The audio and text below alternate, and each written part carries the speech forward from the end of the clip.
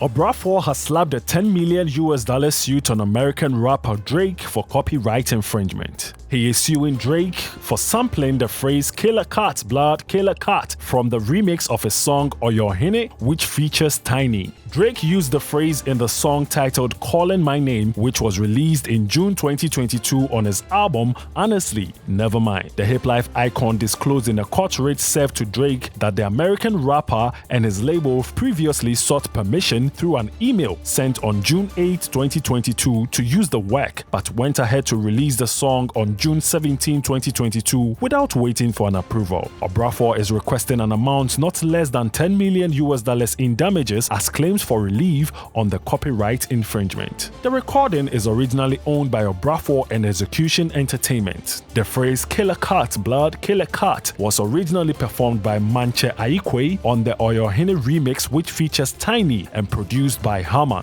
of the last two records. Manche Aikwe has claimed in a series of tweets that Obrafour has no right to file a lawsuit against Drake and to claim damages on his intellectual property. He claims Obrafour has never paid him a dime for any of the works he did on his song over the last 20 years. Manche Aikwe also claimed rights to the said Killer Cat sound were never relinquished to Obrafour and was used by Edward Nanapoku Osei aka Hammer, producer of Obrafour's album, on Obrafour's song, as he did with others. Renowned Ghanaian filmmaker and producer Abraham Ohene-Jan says Manche can only lay claims after Obrafour and Hammer has taken on Drake in court. So the ownership of any specific piece of music is worked out at the time that it is being created. But when that music is sampled, the head name on that is the individual that can make, if you like, take on any infringement issues, after which the individuals who contributed can then pursue, if you like, pursue their interest.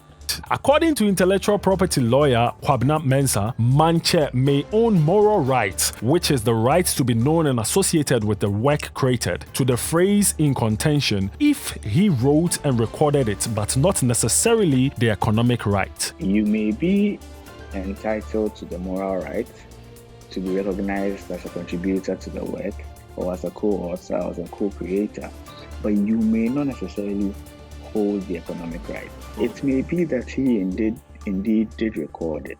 So he owns the moral right. Yes, you can't take that away from him. You can't take that away from him as being recognized as the person who sang that part, the Killer Cat part.